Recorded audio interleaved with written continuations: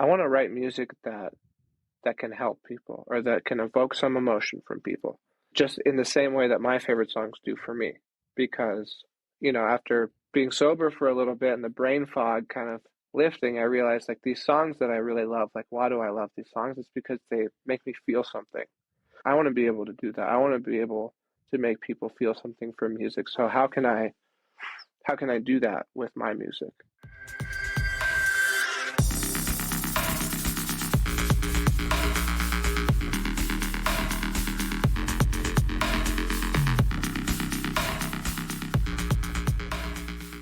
What's up, everybody? Welcome to the Headliner Mindset Podcast. Today's guest has been taking fans from all over the world through a roller coaster of emotions with his music, collaborating with artists like Illenium and Slander. His tracks are getting tens of millions of plays on Spotify and being released on some of the biggest labels in dance music.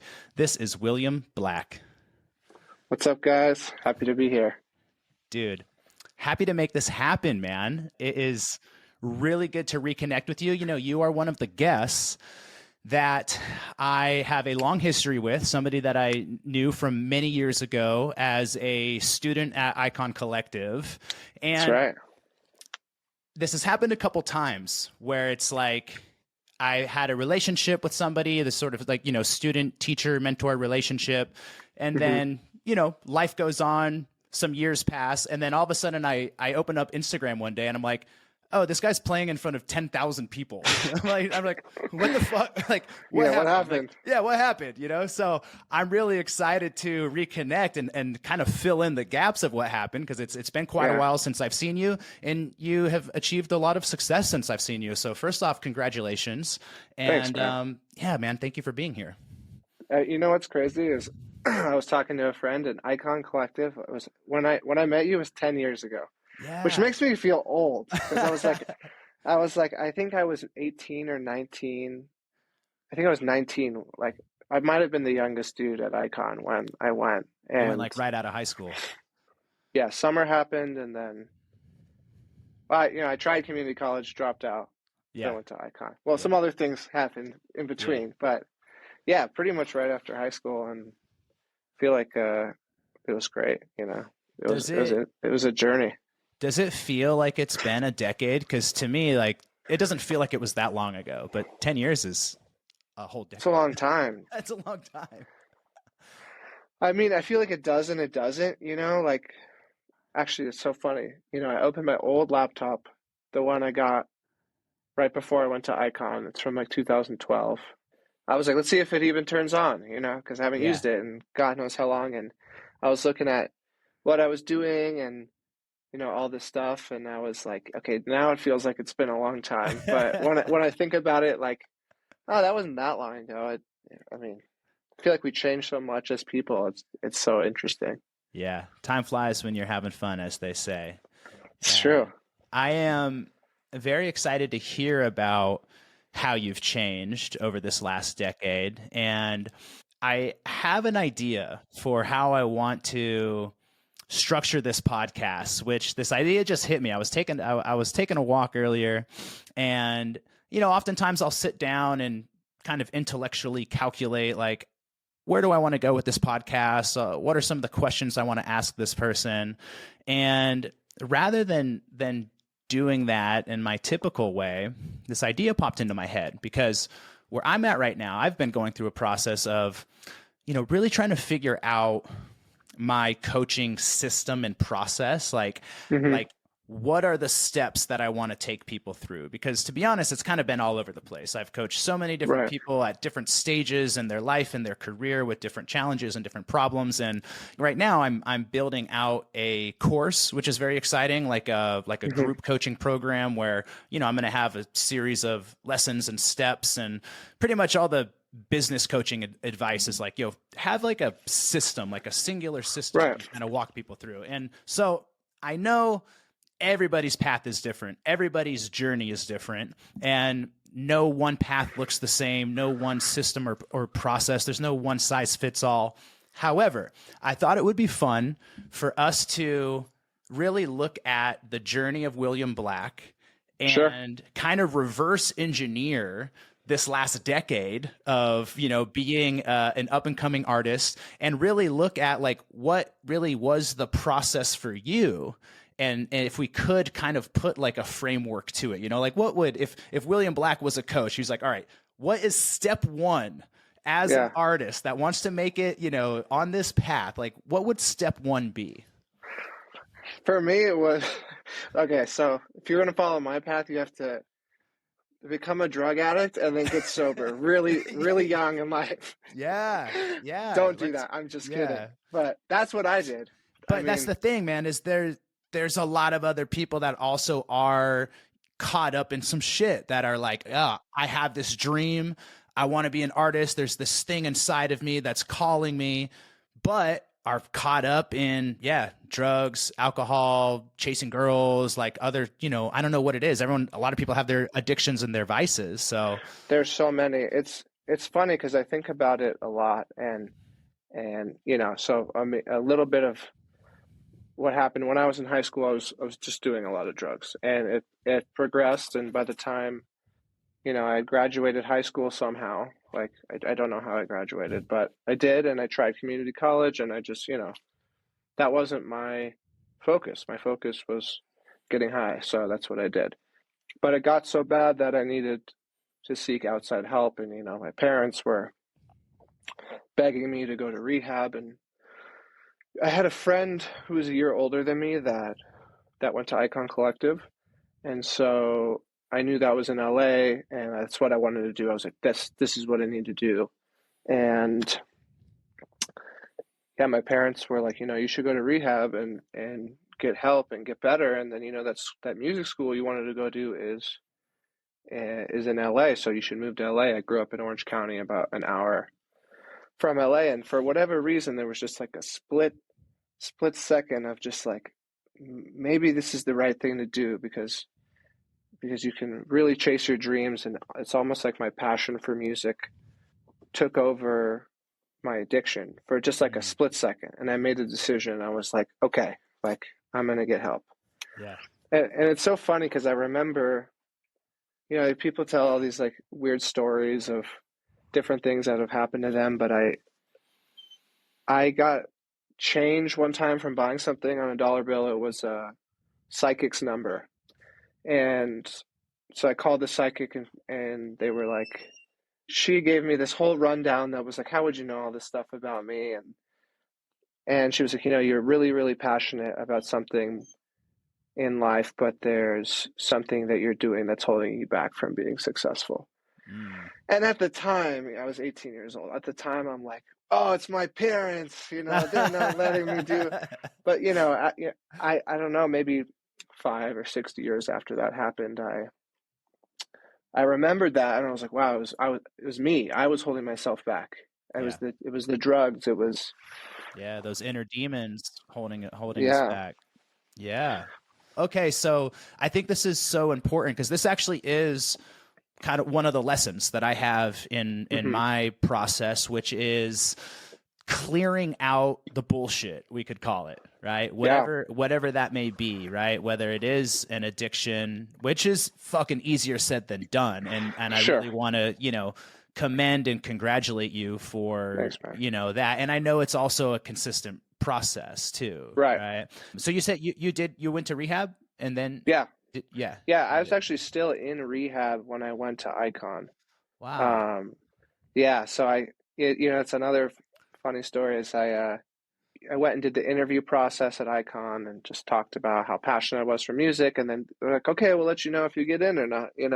Yeah. And in the meantime, I went and I got a job working at this Native American themed store on the Venice Boardwalk. It's like you walk past it, and it's like I would be like standing out there trying to sell people Native American themed T-shirts that are like tie dye.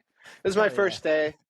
The guy was like, That's so Venice Beach too. It is. It was like every typical. I need money. I'm living in LA job. Yeah. Yeah. And I couldn't. I turned my phone off to go into my first day of work at the store. And when I got into my car, I had a message from Varun at the time, and he said, "Hey, congratulations! you're accepted. And I was like, hell yeah, I'm never coming back to this job ever again. I didn't even, I mean, it's not the best thing. I never even told the guy that I You wasn't just coming back. I just ignored him. I was like, you this is the just worst job. ghosted. Yeah. I ghosted him. And so I feel like, yeah, whether it's an addiction or just, I think there's a lot of, I think a lot of people like to find, and this is speaking from personal experience too, find somebody to blame for something. It's like Mhm. something's not going the way you want it to go in life. It couldn't be my fault. Like, Yeah. I shouldn't look inward at this problem. I should find some reason to reason it's somebody else's fault. You know what I mean? Somebody else to blame or something. It's like, oh well, I can't become a DJ because I have to work full time, or I can't be successful. It's like I know that's bullshit because I Yeah. worked full time and then I also got off work and did music full time, and I had Yeah. no life Yeah. because I wanted to be. I knew that to get to where I needed to be, I needed to like bust my ass hard. Hmm. Hmm. Tell me a little bit about that drive. Like you knew that was what you wanted. It's so funny. I feel like I've talked about this before, and like even from the age of 16 when I first went to a rave and saw somebody making music and making people feel with their music, just performing, I knew that's what I wanted to do, and I knew that I was going to be successful doing it. And not from just like a cocky way. It was just like I had no doubt in my mind that I was going to do it. And then fast forward 5 years, maybe even longer, maybe like 7 years, and I started. So some of these things started to happen for me, and it wasn't until they became real that I started doubting myself more. It was like I Wow. had I had all the the confidence that it was going to be successful, and then it was like, oh shit, things are happening. I'm getting booked for shows. People are starting to take notice. What if it doesn't last? What if it fails? What if this isn't it? And it was weird that I didn't start doubting myself until I started becoming successful. Mm. Why do you think that is? I don't know. I think it was just like it's so hard to look at your life as it's happening. Like, I know that if I went back to 17, 18 years old and saw what I'm doing right now with music, I would be like, holy shit, I surpassed everything I could have imagined. And also, your goals change. It goes from I need to play main stage at this festival, whatever, to I want to play to a venue of this many people, that's my show, or whatever it changes. But at the beginning of my career, I told myself, if I can get signed to X label, then I'll have made it. And then I did that, and I was like, well, that didn't really do what I thought it was going to do for me. So I need to Mm. find the next thing. And then we're always, as an artist, I'm always like battling, being grateful for what I have and what I've built, and also not becoming stagnant and still trying to build more, Yeah. Yeah. which is really hard to do. The unquenchable thirst of the ego, right? Which is also such, this is the paradox. It is such an important driving force for us. Our nature is to Hmm. grow. We've been growing since we arrived on this planet. We've been learning how to Right. walk, how to talk. We've been physically growing. We've been hopefully, emotionally, mentally growing as well. Hmm. And so there's a fundamental human need for growth. That's where we get Right. fulfillment. But it's also this tricky little thing of having true fulfillment and really gratitude along the way Right. as well, right? Like wanting more but also at the same time being really happy with what you have. It's so hard. I've talked to my therapist about it, and he was like, you have this like drive in you that's constantly pushing you, and a lot of the time it sometimes stems from like anxiety. It's like, well, if what if this happens, and what if that happens, and he's like, you can look at it a negative, and in some cases it might be, but like that's how you are. And so like how does that anxiety or that like constant overthinking and drive in your career, like how does that serve you? And I'm like, well, I never have, especially early in my career, nothing was ever good enough. So it was like I have to keep Yeah. pushing, Yeah. pushing and pushing. And if I got told no or this wasn't good enough, it's like, all right, how do I make it better? Instead of being like, oh, well, they just don't like it and I should give up. It was Yeah. like, okay, well, they're wrong and I need to prove them Yeah. that I can be better or whatever it may be. Yeah. This is something that I went through and circled around very deeply with one of my clients that I'm just Hmm. remembering now, where he had this deep drive inside of him where it served him, where it was basically coming from this place of like it's never enough. Like as long as it's never enough, I'm always going to be driven Hmm. to want more and get to the next level. But at the same time, he was always carrying with him just this dissatisfaction and this Hmm. unfulfillment, right? And so, but ultimately underneath it, it was a fear of like, it can't be enough. I can't Right, allow it. I can't allow myself to be content. And ultimately, I can't allow myself to be happy, because if I'm happy and I'm content, I'll stop moving forward. right, That was the deep unconscious belief that was in there. And so we really had to pick that apart and start looking at like, okay, well, what else can it be about? Where else can this be coming from? And I think that's the $1 million question. Like for me, it was like I had the same thing growing up. It was like I I was driven by just like kind of this pain, and it was push. It mm, was like this pushing energy. It was like I'm always pushing and I'm grinding, and I grew up in this broken home situation. So I was like, I'm gonna fucking prove myself. I got on the right, rugby field and I fucking tore it up as an athlete. It was just this like aggressive energy, and it was all about pushing. And then for me, at one point, it was like, wait a minute, I could also be pulled, right, and being pulled feels a lot better. And what I started getting pulled by was more about, I started thinking about like purpose. Like, hmm, why am I here? Why am I alive? Like, what's my purpose? And can I allow that to start pulling me? And just the energy of it just feels different. yeah, that's a really good point. And I feel like part of that is also just like being okay with asking other people for help and not having to do everything by yourself. Mm, Because I think some people get so stuck in perfecting something, especially in music, that they never even finish a song. yeah. You know what I mean?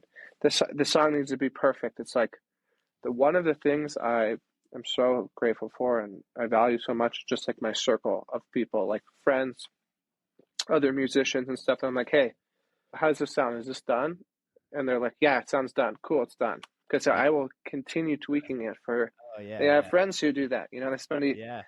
years on stuff, and not to say that I haven't done that too, but Dude, I'm having, doing it yeah, right now with this fucking program I've been trying to build. I'm like, yeah, I'm gonna yeah, January 15th, it's launching. I've been talking about it on yeah, the podcast, and I'm like, I've had so much resistance to actually sitting down and making all of it. And I was like, oh, like I'm trying to make this thing perfect.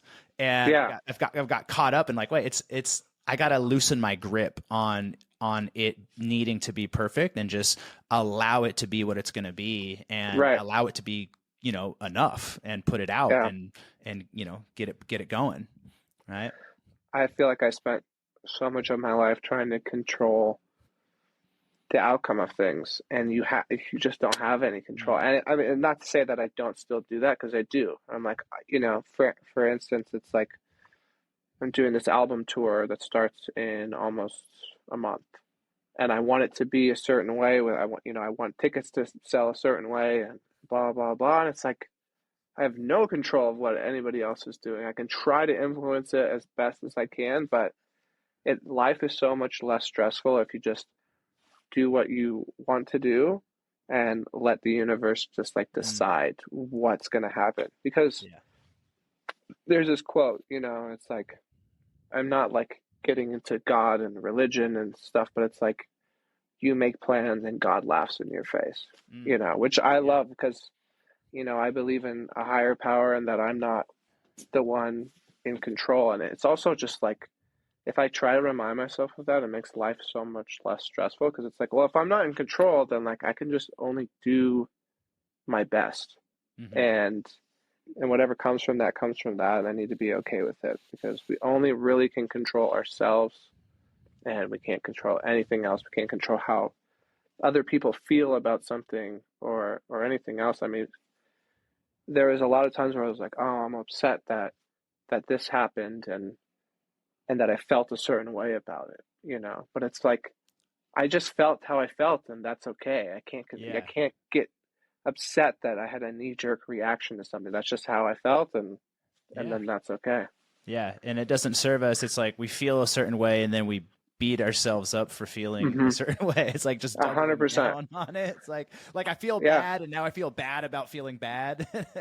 Yeah. It's like, why am We're I gonna silly, beat man. myself up over something I have no control over? You know, I just am the way I am. I have these moments where I take a step back and I just observe myself and I always just Hmm. say, "Look at you, silly human. Yeah. Just you're just being such a fucking silly human like being mad at yourself for being mad." It's like Right. I take a step back and just fucking laugh at myself sometimes in those moments. We're I love weird. doing that. Yeah. I feel like it's such a good way to get out of that headspace too. Like, Yeah. look how fucking crazy I am. Yeah. Cool. Okay. You So know? And look, let's take a step back. I want to come back to the William Black process for artistic success. okay. Step Yeah. 1. We got step 1 down, Right. which is cut out the bullshit, right? Right. As one of my mentors and coaches would say, we have to separate to elevate. Right? If you want to elevate to that next level in your life, you got to separate yourself from the things that no longer serve you. You got to separate Hmm. yourself from the drugs, from the alcohol, from the toxic relationships. You got to separate yourself from the bullshit excuses, Right. right? And that victim mindset that says, "Oh, I can't do it," or "Things are unfair," "Things are too hard," or whatever. All right? So step 1, you got to cut the shit out. Cut the Hmm. bullshit. That's what we're going to call it. Cut the Cut the bullshit. bullshit. All I right. love that. I feel like we already hit on like 5 other fucking steps in the last 10 Sorry. 15 minutes. No. But what would you say is step 2? So step one is cut the bullshit. Then step two for me was figure out a lane that I want to go into in terms of how to get what I want. What if what I want is to become a musician and a music producer? How do I get there? So how do I learn how to make music? That's step two is fucking sit down and bust your ass and just teach yourself or go somewhere that's going to teach you. I Mm-hmm. think for me that was, I got sober and then I went to music school. That was step two for me. So Yeah. learn, Learn, I guess. learn, Yeah. learn, and yeah, learn, and Yeah. put in the work and put in the hours too, right? Like Sure. you really had to put that work in. I mean, it sounds like having Icon really helped with that, like having structure and support, you know? I mean, I had no idea how to make music before I went to Icon. And that doesn't mean that when I left Icon, I was like some amazing producer. No, my music still sounded like shit, but I had like a crash course into making music. And so I was like, okay, I just learned some fundamentals. Now I need to figure out how I can learn more, whether that was from other people, which was, I think, for me, the biggest help was when I met one of my best friends there, Mm, and he was a better musician than me, and he taught me a lot of stuff just by working together, hanging out together, and YouTube. I mean, yeah. nowadays, fucking YouTube is Oh the yeah. best. You Yeah. know, Yeah. Yeah. I think that getting support piece is really important, sure. where it's like you can speed up the process so much more Oh by yeah, learning from other people, working with other people. If someone else has spent years figuring it out, you don't need to also, right. like jump, you can skip levels like Mario, right? Speed up the process. Yeah, you don't have to do everything alone. You Yeah. know, it's funny. Especially in pop music, like a pop song is probably written by six people and produced Yeah. by three and Yeah. performed by one. So, Yeah. and that's Yeah. like a low level. Yeah, we forget that, dude. Any Hmm. like massive song very rarely has been made by one person. Yeah, I think that's one of Yeah, the biggest traps for, quote unquote bedroom music producers is like right. just because you can do everything by yourself doesn't mean you should, Yeah, right? or have to, you don't Or have to. have to. Yeah, yeah. Yeah, So in terms of learning, step number 2, you got to learn, you got to learn. You got to master your craft. You got to put in the work, right. put in the hours, right?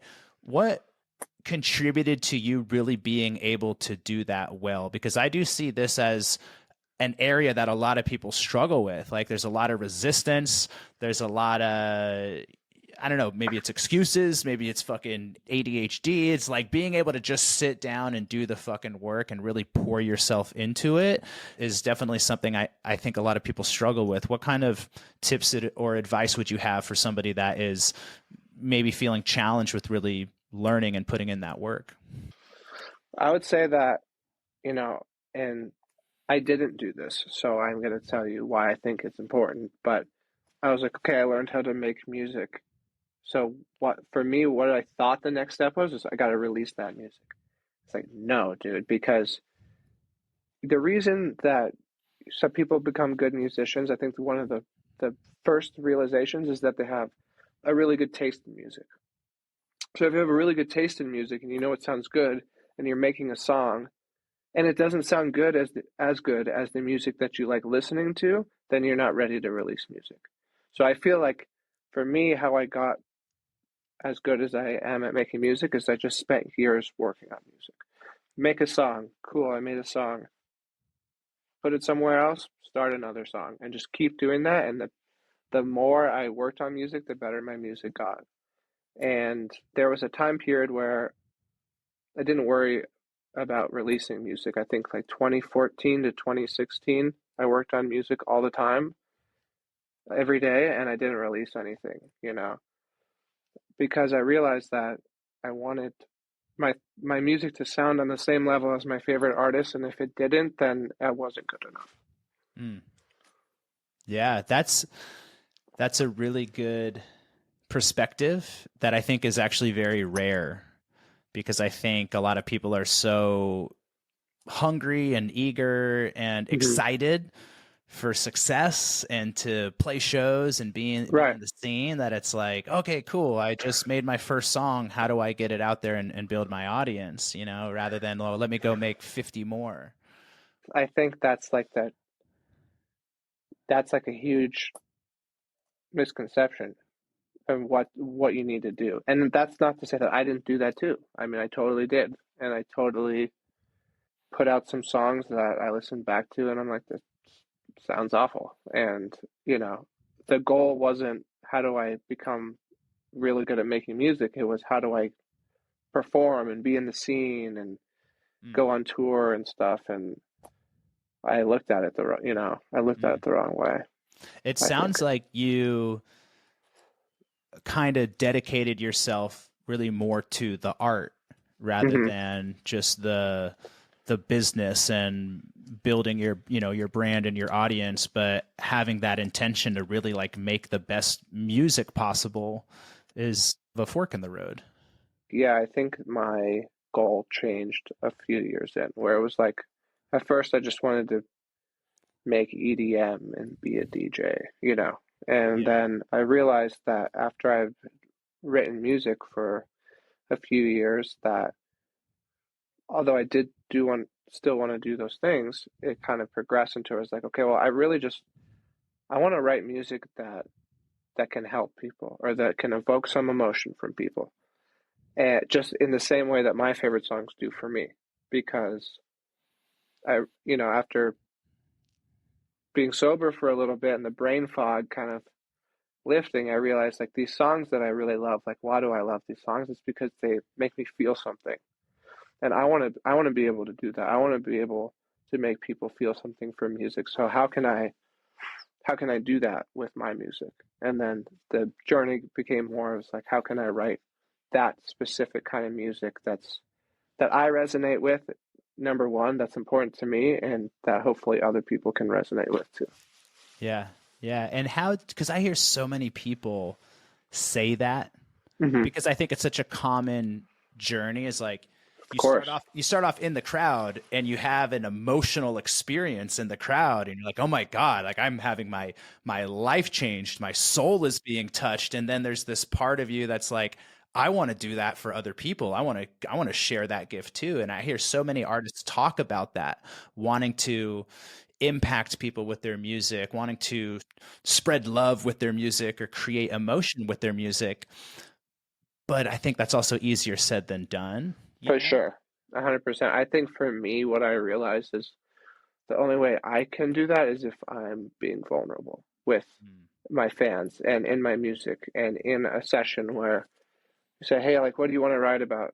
What do you want to write about today? I'm in a session writing, so it's like, oh, I want to write about this traumatic thing that happened to me that, maybe some people wouldn't really feel comfortable sharing, but for me, I found that that music for me is almost like, like a journal. It's like, how do I write about things that happened to me in a song, instead of just talking about what happened, I get to not only talk about it, but form a piece of music from it, Yeah. which I Yeah. think is important.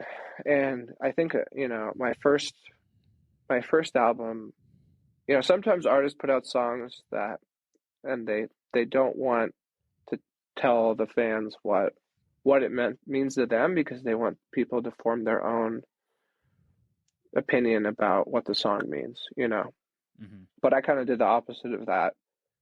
And with all the singles from my first album, I put out a little blurb about what the song meant to me and what it's about to me. And that doesn't mean that it can't be about something else to somebody else, but I just feel like being vulnerable and talking about what I'm going through, what I've gone through that inspired the song has been really impactful. And I think now I know that my fans have appreciated that because they tell me that, like, hey, thank you for being open, thank you for talking about your experience. Like, here's a similar experience I've had. And when I got sober, I did the 12 steps, and the last one is helping others. So I Mm. thought the only way I can truly help myself is if I'm going out of my way to helping other people. So I thought, what better way to do that than with what I'm passionate about, which is music.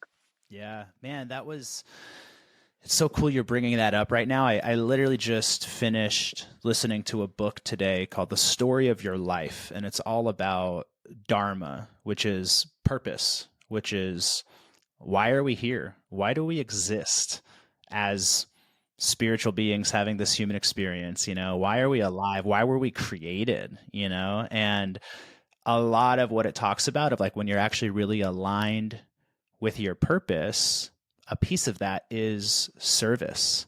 Is that Services. it's not about you. It's Mm-mm. when you get to the point that your work, it's for something bigger, and it is in service some way. And it got me really thinking about artists and about how that is a perspective that's available, and not just a perspective, but an authentic lane of living and existing, and a path to take if you choose for this path to really not be about you and not be Right. about all the money you can make and the shows that you can play and the adventure that you can go on, but actually really seeing yourself as, this is a gift that I have been chosen to bring to the world, and it is my sacred duty to bring this creative energy, down from the universe, and share it, and really doing it from a place of service. I think it's a fucking powerful idea. I think it's also one of those things that's easier said than done because I get caught up in everything in life, and unfortunately with music you've got this whole other side of it, which is the numbers side of it and the plays and the likes and the Yeah, followers. and yeah, it's your career. and I was talking to my girlfriend about it because she brought up something that was interesting because I'm a lot of times, especially during the COVID lockdowns, I would, you know, like my success would be equated by how many likes I got, and because there were no shows and there wasn't anything happening and I had no real physical interaction with the people that are listening to my music, I was like, oh, that post got only X amount of likes. Like people don't care about me anymore, which is such a dangerous Yeah.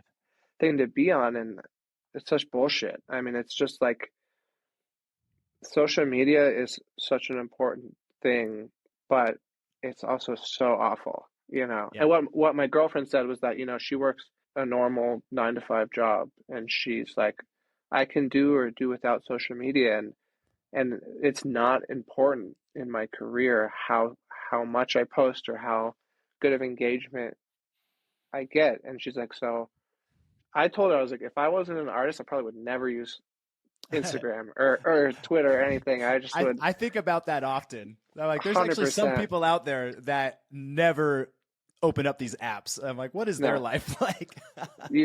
my dad, he never Yeah. does. Just living in ignorant bliss.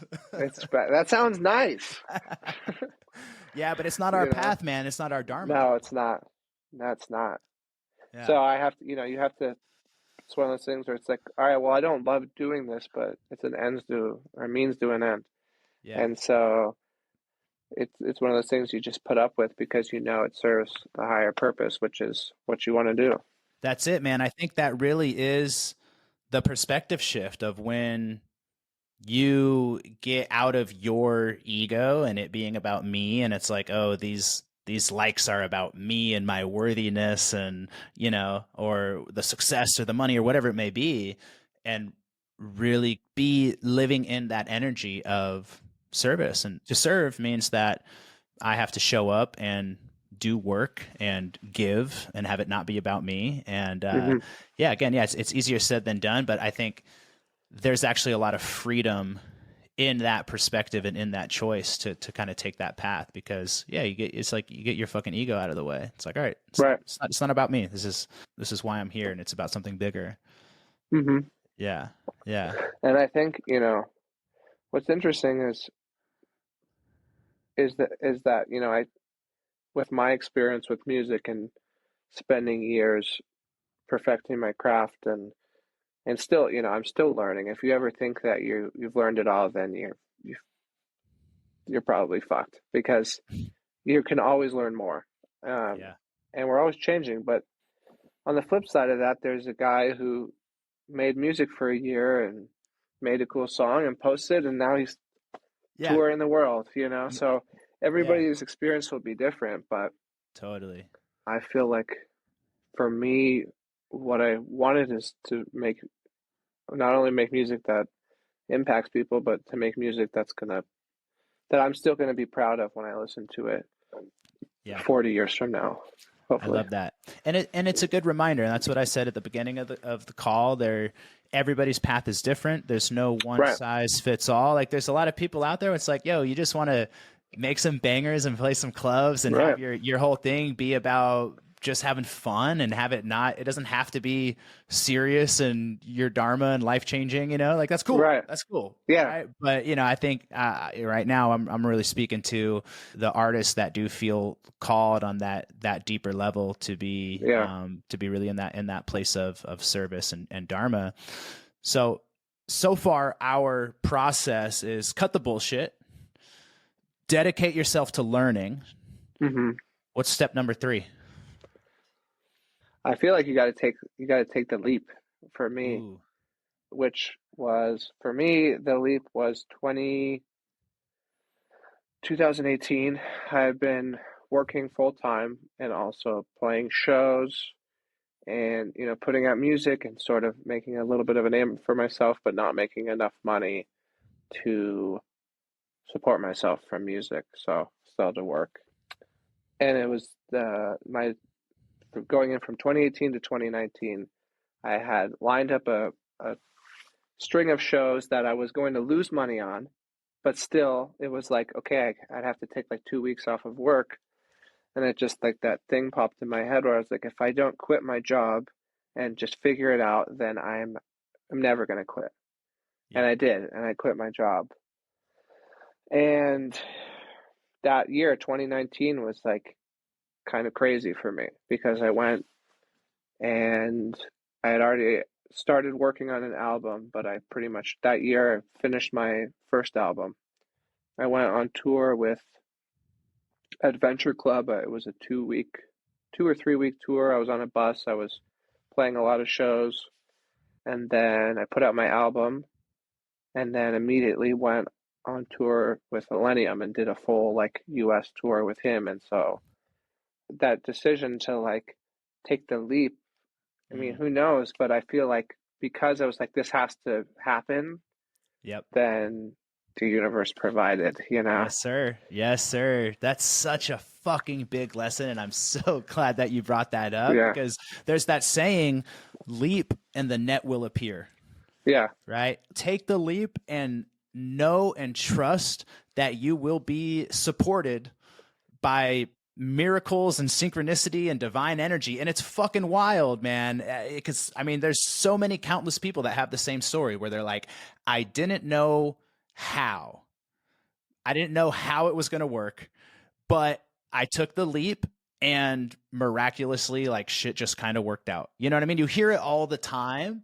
And it's a fucking scary thing, but also think about how many people are like still teetering on that edge and living in that state of what if and fear and scarcity and tension. And it's like, man, it only takes one time of taking the leap and having it work out that you're like, you just, I don't know, at least for me, it's like I've taken a good handful of leaps, but I'm like, now I'm like, I just fucking jump now. I'm like, I know Yeah. it'll work out. It'll work out somehow. Right. I don't know how, but it's going to, you know? It's So gonna happen the way it's it's gonna supposed to happen. happen. You gotta, Yeah. it's scary as fuck, but yeah, you gotta trust that. And I think when you also actually have that belief that like, yo, there is some other bigger universal force out there, call it God, call it the universe, call it whatever the fuck call it Joe Schmo, whatever you want to call it. Sure. Yeah. It's out there and it will hook you up if you just demonstrate that you are willing to live your life with courage.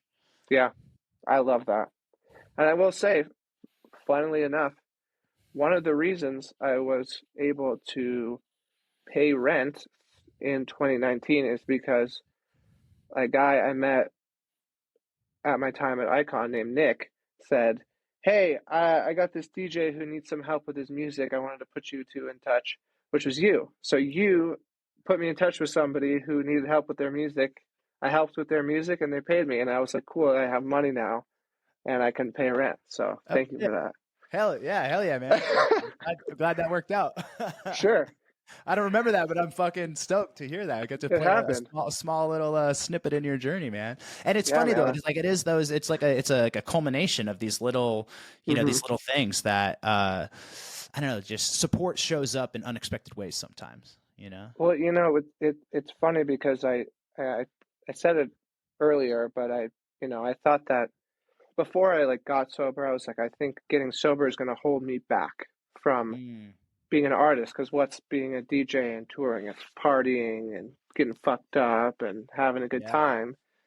But I can pinpoint why me getting sober was the single best decision I ever made in my life, in terms, especially in regards to my music career, because number one, I was able to focus and do all the other steps, but it's also just like chance and luck, and call it that if you want. But one of the artists that helped me the most in my career and continues to is Illenium, and the only reason I met him is because of a mutual friend who's not in music at all that was also sober and was like, hey, you should meet my friend Will. Like he's making music too. He's sober.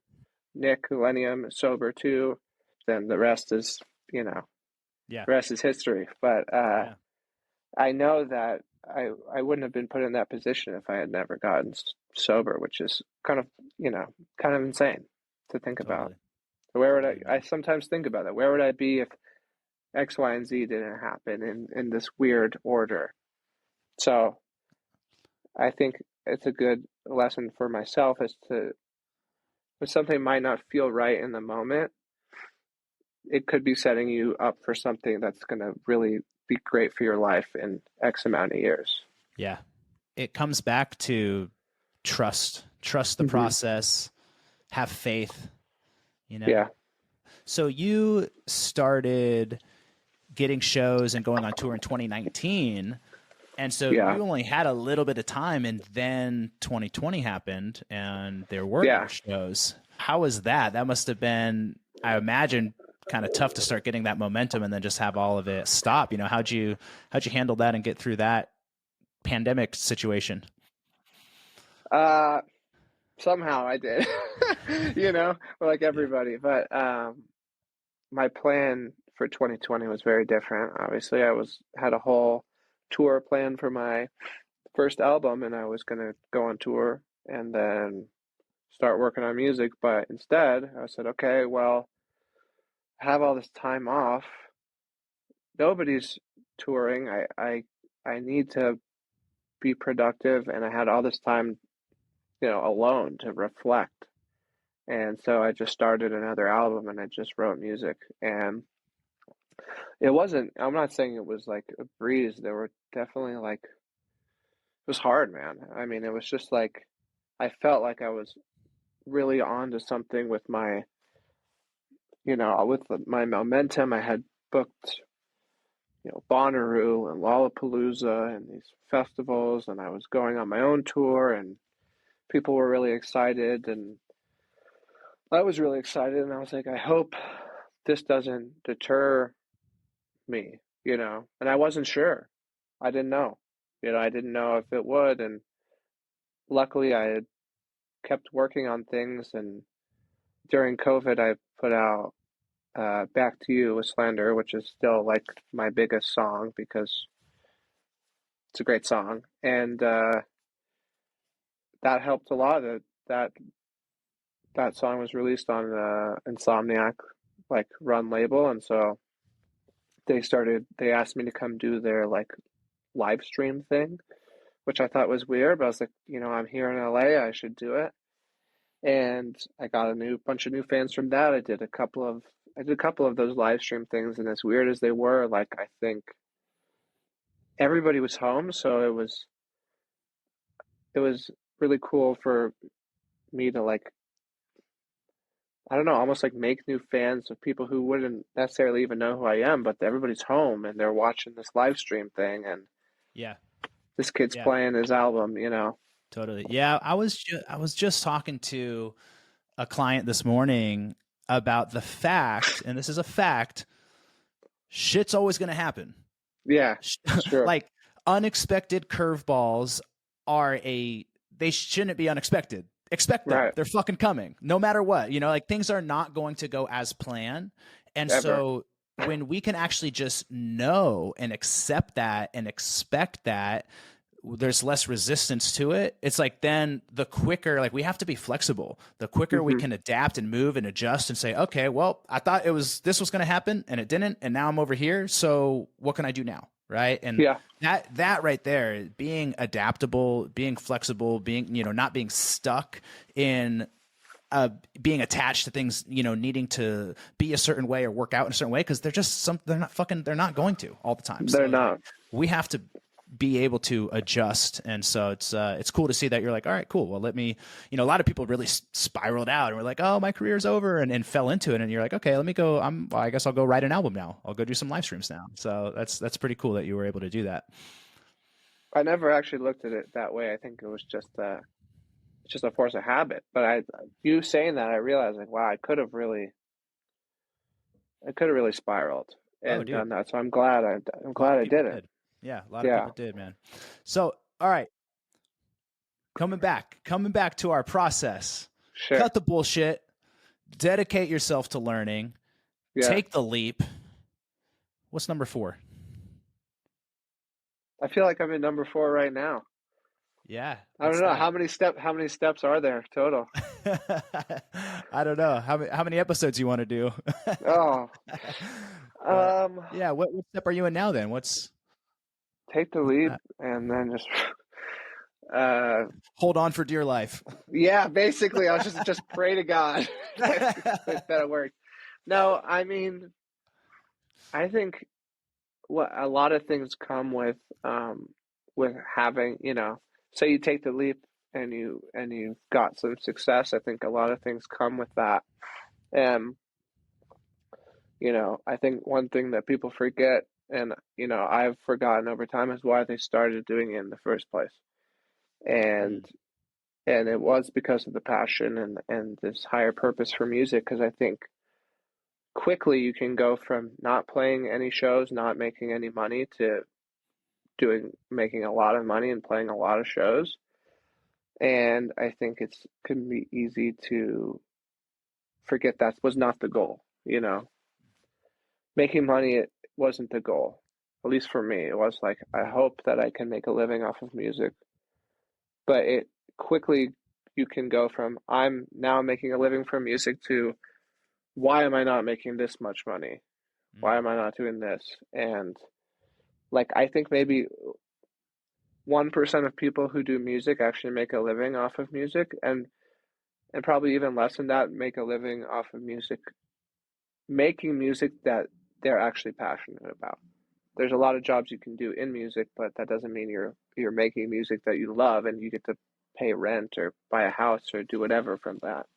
yeah. So I think if I had to pick a step four, it would be to try to stay grounded and stay humble and surround yourself with people that are going to call you out on your bullshit and not just going to tell you what you want to hear, because there are a lot of those people that when you start getting success are going to be like, yeah, man, like blah, blah, blah, because they're just looking out for their fair weather friends and they don't actually care about you as a person. So I think finding a good team and circle of people that care about you and your best interests is really important. Mm, yeah. And care about the actual art and the purpose Hmm. behind it and not just the money. Right. Right. Yeah. Yeah. Yeah. Powerful stuff, man. What a just great lesson and insight. What are some of the other challenges that you see at this stage as you are, you're at a place of touring and making money and, you've Hmm. reached success, but that also comes with a new set of challenges. What are some of the challenges, now at this stage in your life and career? I think it's still, you know, reminding myself that to make music for me and not for what I think somebody who likes my music wants to hear. And honestly, just to live in the moment and enjoy what's happening so I don't look back and be like, fuck, I just spent that whole time worrying about what could happen. I want to enjoy, like, I want to stay present and enjoy it while it's happening. And that doesn't mean I can't want more, but it's just like if we spend all of our time looking to what could come, then we're gonna miss what's happening right in front of our face. Yeah. Because I Yeah. look back and I've that when I went on tour with Illenium in 2019 is one of the best, if not like top five moments of my life. I was on a bus tour with some of my best friends playing huge shows all over the country. And before I went on the tour, I like made a conscious decision like I am going to enjoy this and I'm going to live in the moment and not worry about what's going to come up after it because I have no control over that. And I felt like because I did that, I had such a better time, Mm, you know. yeah.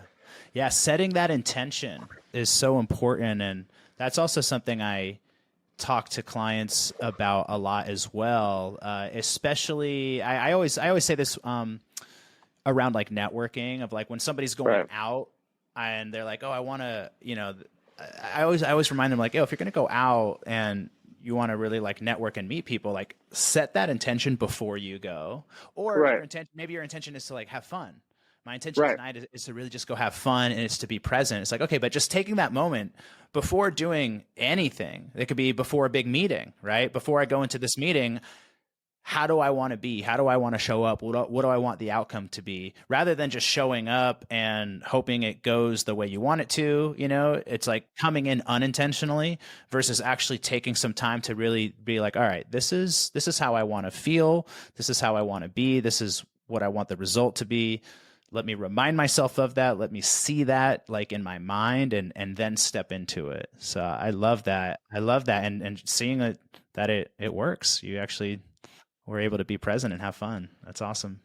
I feel like I kind of forgot that I even did that until maybe a few weeks ago when I was stressing about my upcoming tour. And I'm Mm. like, you know what? Like this tour is going to be a big deal and it's the biggest step I've tried to take and I want to enjoy it. And so I'm Yeah. going to try to do the same thing, which Yeah.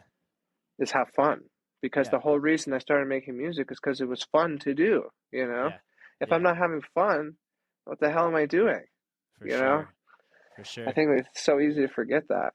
Yeah. And whatever you focus on is going to grow. Whatever you feed your energy to, you're giving more energy to. So we can focus on all of the uncontrollables. Am I going to sell enough tickets? Am I going to have the right production? Are things going to, and we can Right. imagine all these scenarios. And it's like, all right, if that's what we're focusing on, we're going to feed energy to it and we're going to feel that in our body. We're going to, Yeah. we're going to create anxiety for ourselves.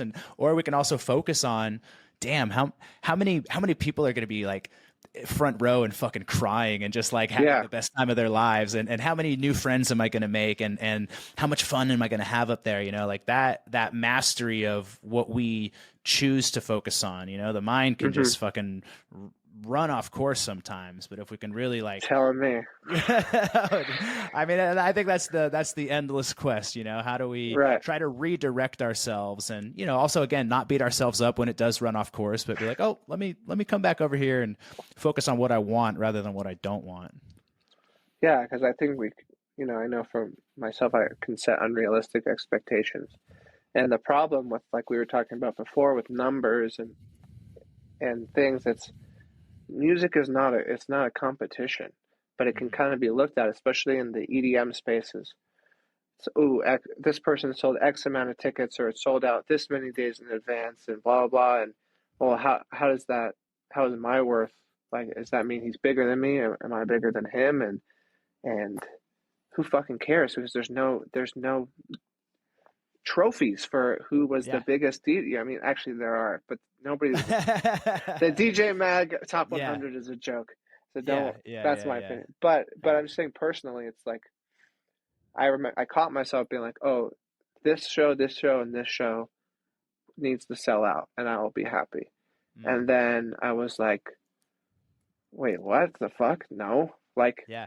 if the venue holds 3,500 people, and I sold 3,499 tickets, I mean, now I'm not going to be happy. Like I think I needed to change my view of what a successful show was for me. Was it Mm.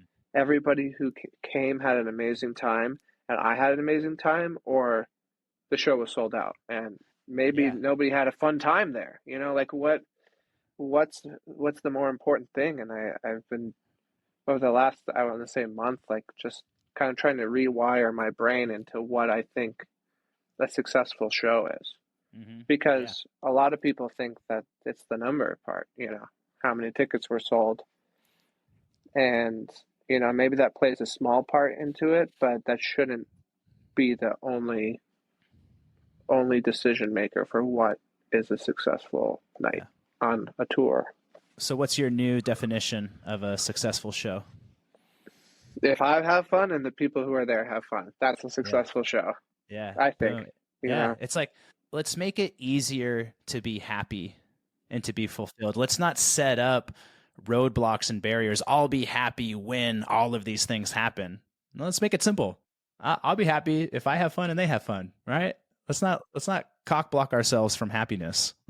Yeah. yeah, you don't Yeah. have to set all the roadblocks to Yeah. achieve, and not every, what I think a big realization I had just over the last 10 years is that, not everything is going to be happy, Mm. but on the flip side of that, it's like we have to experience things that make us sad or mad or angry to know what it feels like to be happy, because it's all relative.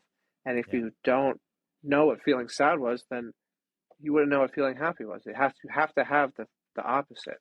Yeah. So if something happens that makes you sad, or it doesn't go the way you wanted to, just know that that is necessary in your life for Yeah. you to experience happiness. Yeah. It's the full spectrum of the human experience. We don't get one without the other, Mm-hmm. Yeah. Well, man, what awesome, amazing, beautiful, inspirational wisdom. We now have the official William Black process for artistic success. Step one, cut the bullshit. Cut out the fucking excuses. Cut out the drugs and the alcohol and the distractions, all that stuff. Step one, cut the bullshit. Step two, dedicate yourself to learning. Step three, what was step three? Take the leap. Take the fucking leap. Yeah. Trust, have faith, leap, and the net will appear. And then step four, stay grounded and stay humble when you get there. Yeah. I like that list. Yeah, man. Well, thank you so much for sharing that. Thank you so much for hopping on today and sharing, man. It's so good to see you. It's so good to reconnect. Man. And I'm so happy to see you, you know, not only, you know, living the dream and being successful, but really who you've become as a person in the process. I think that's the biggest fucking win of all. Thanks, man. This was really fun and nice to just talk about, you know, something other than what's the new release and blah, blah, blah, just to dive into emotions and process has just been, it was really fun. So I appreciate you having me on.